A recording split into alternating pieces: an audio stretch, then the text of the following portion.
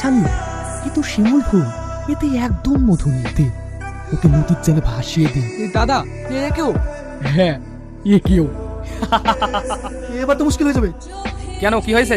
আমাদের থানায় যে ওসি এসেছে না, সে খুব কড়া, সে আবার ঘুষ টুস নেয় না। শকুনের আবার কোনো জাত আছে নাকি?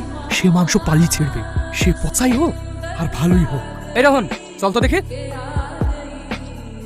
ওসি সাহেব, ওসি সাহেব, একটু বাইরে আসবেন। আপনারা কারা? আর এসব কি? এসব কিছুই না স্যার, আপনি নতুন জয়েন করেছেন তো, তাই একটু সেবা করতে এলাম। এই অবুঝ ছেলেটাকে আপনার সেবা থেকে বঞ্চিত করবেন না স্যার। কি বলছেন এসব? নিয়ে যান এগুলো। আপনার সম্বন্ধে সব রিপোর্ট আমার কাছে আছে। এইসব আমার কিচ্ছু দরকার নেই। কেন স্যার? সময় হলে সব বুঝতে পারবেন। রে, কার সঙ্গে কথা বলছিস তুই? নরকের কীট।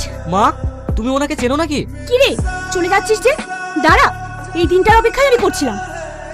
তুমি কি বলছো মা? তুই একে চিনিস না, একে সবাই ভগবানের চোখে দেখে, কিন্তু এ একটা পাক্কা শয়তান। মা, তাহলে শোন, আজ থেকে প্রায় 15 বছর আগে, তখন তুই খুব ছোট। ভালো আছো তো? কি করে ভালো থাকবে বলো?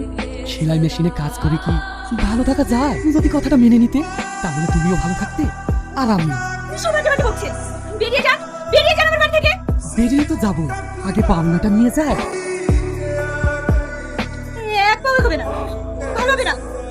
স্বামী মারা গেছে, এখন তেজ যায়নি দেখছে। তেজ তো তেজ আমি ভাঙছি। মা, মা, ওটা আমার ওকে ছেড়ে দাও, আমার ওকে ছেড়ে দাও। সর এখান থেকে।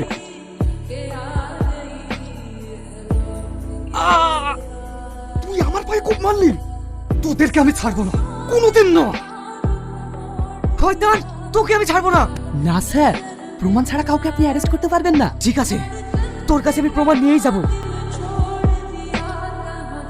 কি গো সালমা, আজ আবার কি রিপোর্ট নিয়ে আসলে? জানেন স্যার, ওই এমএলএ লোকেরা আপনাকে মারে ষড়যন্ত্র করছে। তুমি কি বলছো সালমা?